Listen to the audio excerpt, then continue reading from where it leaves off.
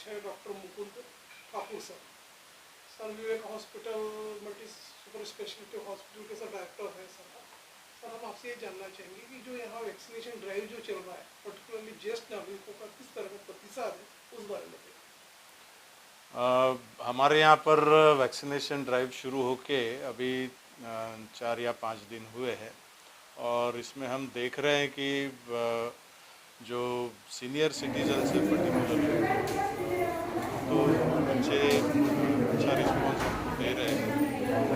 पर कुछ कुछ लोगों के मन में ये वैक्सीन के बारे में भी कुछ शंकाएं होती है, तो हम लोग यहाँ पे उनको गाइड करते हैं और उनको वैक्सीनेशन लेने के लिए हम लोग प्रोत्साहित करते हैं।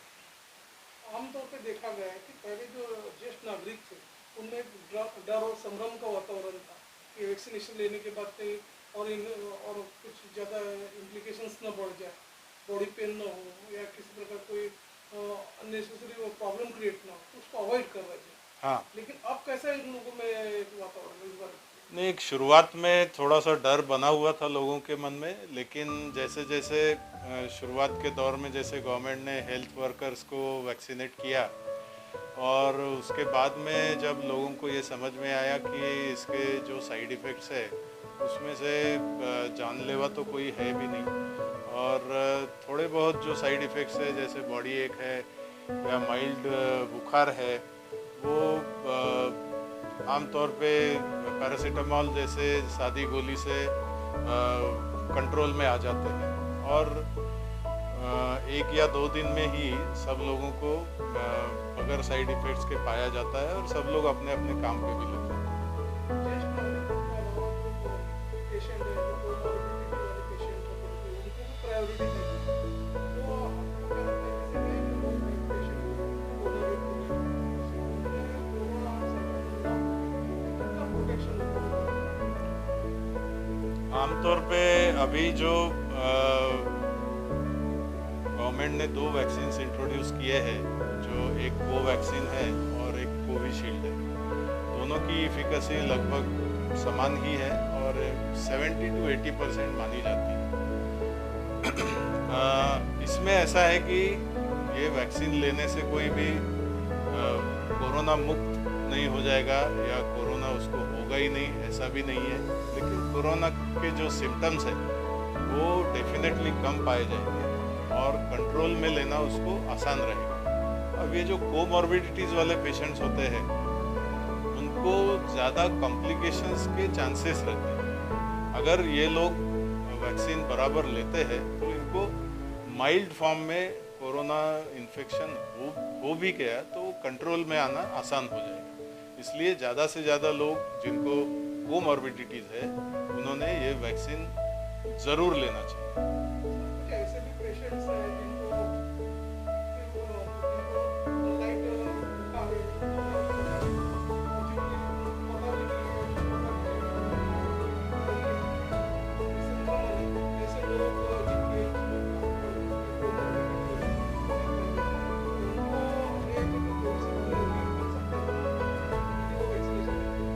हाँ, डेफिनेटली ये वैक्सीन डेफिनेटली ऐसे ही लोगों में ज़्यादा असर दिखाएगा जहाँ पे माइल्ड इन्फेक्शन हो रहा है लेकिन पेशेंट्स सिम्टोमेटिक नहीं है ज़्यादा, पर थोड़ी बहुत इम्यूनिटी हो सकता है उनको डेवलप हो गई है, तो एडिशनल बूस्ट भी ये वैक्सीन के कारण मिलेगा।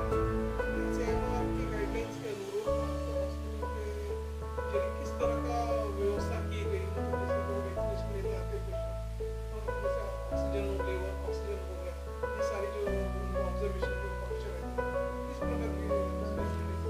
हमने यहाँ पे एक स्पेशल डेस्क बनाया है जहाँ पे सीनियर सिटीजन्स को बैठकर रजिस्ट्रेशन करवाने की सुविधाएं हैं और उनको प्रॉपरली गाइड किया जाता है कि उनका नंबर कब आने वाला है और प्रॉपरली एक 2 चेम्बर्स हमने पर्टिकुलरली डेडिकेट कर दिए हैं जहाँ पे वैक्सीन्स दिए जाते हैं और उसके बाद उनको स्पेशल इंस्ट्रक्शंस भी रहते हैं कि क्या क्या साइड इफ़ेक्ट्स उनको हो सकते हैं और हम लोग ये ज़रूर देखते हैं कि कम से कम आधा घंटा हम उनको ऑब्ज़र्व करते हैं और उसके बाद ही उनको घर में जाने दिया जाता है। तो आप क्या कहोगे कि जिन्होंने वैक्सीनेशन का जो पहला डोज ले लिए जो कोवैक्सीन ले लिया है, उसके बाद में अपन देखते हैं कि जो इंक्यूबेशन पीरियड जो रहता है उसमें भी सेकंड में भी उनको चांस हुए, कुछ पॉजिटिव भी पाए गए हैं। तो आपको क्या लगता है कि मतलब किस तरह का कमियां है तो जो फेस कर रही है सारी चीज़ें? देखिए, कोरोना डिसीज़ जो है दुनिया में पहली बार हुआ है और ये पैंडेमिक कहलाया जाता है। और इसमें नई नई चीज़ें देखने को मिल रही है, अलग अलग प्रकार के सिम्टम्स हमको देखने को मिल रहे हैं। और कोरोना होने के बाद भी बहुत सारे कॉम्प्लिकेशंस जो आमतौर पे वायरल इन्फेक्शन में नहीं दिखते हैं, वो भी हमको देखने को मिल रहे हैं। अभी ये एक पॉसिबिलिटी है कि यहाँ पे जो वायरस इन्फेक्शन शुरुआत के दौर में हुआ था उसमें कुछ म्यूटेशन आया हो और उसके कारण ये सेकेंड वेव भी अभी काफ़ी ज़ोरों शोरों से नागपुर में और नागपुर के आसपास या विदर्भ रीजन में बहुत ज़ोरों से चल रही है। हालांकि इंस्ट्रक्शंस वैक्सीन लेने के बाद भी लोगों को वही रहेंगे कि भाई आप अपने सोशल डिस्टेंसिंग मेंटेन करो, मास्क ज़रूर पहनो, अननेसेसरी भीड़ भाड़ में मत जाओ। ये तो मेरे ख्याल से ये हमको अभी न्यू नॉर्मल करके हमारी लाइफस्टाइल में अडॉप्ट कर लेना चाहिए। और मैं ये देखता हूँ कि लोग अननेसेसरी हर चीज़ में अपना पार्टिसिपेशन करने जाते हैं, लोग शादी करने जाते हैं और वहाँ पे बहुत ज़्यादा भीड़ भाड़ करते हैं। ये गवर्नमेंट बार बार शुरुआत से गए 1 सवा साल से यही चीज़ें बता रही है कि भाई आप एक जगह इकट्ठा मत होइए, पर लोगों के मन में क्या रहता है पता नहीं, ऐसे प्रोग्राम्स के लिए स्पेशली वो जाते हैं और भीड़ भाड़ करते हैं। तो वहीं से कहीं से फिर से सेकेंड वेव की शुरुआत हुई है हमारे। सर, ये लास्ट ईयर के कंपैरिजन में इस साल जो संक्रमण का जो फैलाव हुआ है, ऐसे लोग बोलते कि म्यूटेशन स्वरूप ही बदला हुआ है, तो उसकी जांच भी पुणे की वायरोलॉजी इसमें लैब में हो भी रही है, लेकिन अभी तक कुछ निष्कर्ष नहीं निकला। तो आपको लगता है कि वाकई में काफ़ी डेंजरस है? ये डिसीज डेंजरस है, ये तो हमने देखा भी है। गए साल भर में हमने देखा है कि इसके कारण काफ़ी मौत हुई है, लेकिन ऐसा भी नहीं है कि भाई लोगों ने इससे बहुत ज़्यादा डर जाना चाहिए।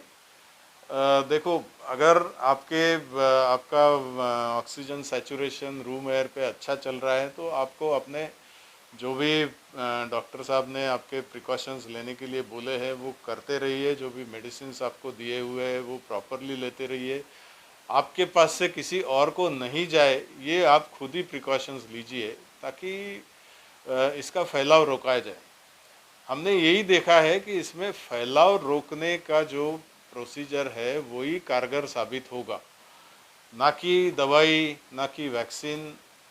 ये अभी सब मैं तो यही कहूँगा कि वैक्सीन इस साल सबने लिया है और लेते भी जा रहे हैं लोग, लेकिन उसकी इफिकेसी हो सकता है हमको आज से 6 महीने के बाद पता चले।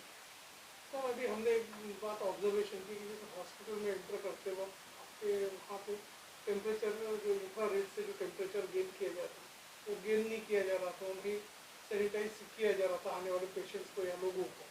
तो ये किस तरह की कमियां या खामियां उभर कर? नहीं, हमारे यहाँ तो काउंटर बना हुआ है। आप शायद कौन से एंट्रेंस से आए, मुझे नहीं, रिसेप्शन के तरफ नहीं है, वो कैजुअलिटी के आमतौर पे जो भी पेशेंट्स आते हैं हमारे वो कैजुअलिटी के तरफ से आते हैं और उनको वहीं पे स्क्रीन भी किया जाता है और वहाँ पे प्रॉपर सैनिटाइजेशन के इंस्ट्रक्शंस भी लगे हुए हैं। शायद वो जो बिलिंग वाला गेट है उस तरफ से आप आ गए होंगे, इसलिए वैसा हो सकता है। बट जो एंट्री है, कोविड के दौरान हमने एंट्री कैजुअलिटी के तरफ से बनाई है, इमरजेंसी रूम की तरफ से बनाई है। तो वहाँ हम पूरे जो भी नॉर्म्स है वो फॉलो कर रहे हैं। मैं doctor Mukund Thakur, director at Viveka hospitals, आप सभी लोगों को ये संदेश देना चाहता हूँ कि ये जो कोविड का सेकेंड वेव आया हुआ है हमारे यहाँ लगभग 1 साल के बाद में, ये वाकई बहुत ज़्यादा खतरनाक है और इसमें बहुत ज़्यादा लोग संक्रमित हो रहे हैं।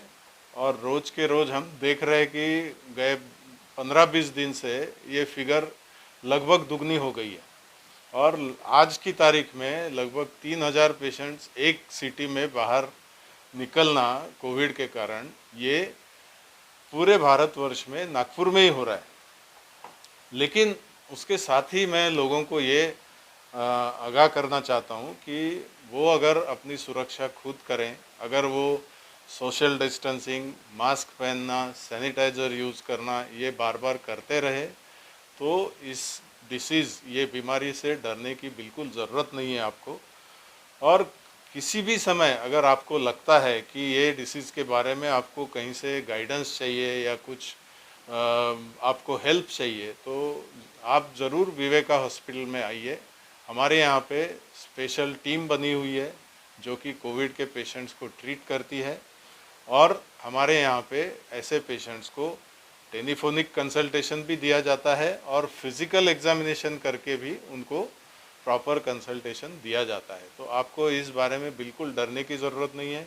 हमारे यहाँ के वार्ड्स और हमारे यहाँ के आईसीयू पूरी तरह से गियर्ड है और ऐसे पेशेंट्स हम लोग ऑलरेडी ट्रीट कर रहे हैं। और आज की तारीख में हमारा कोविड वार्ड जो है टू द कैपेसिटी फुल चल रहा है और काफ़ी सारे लोग वेटिंग पे।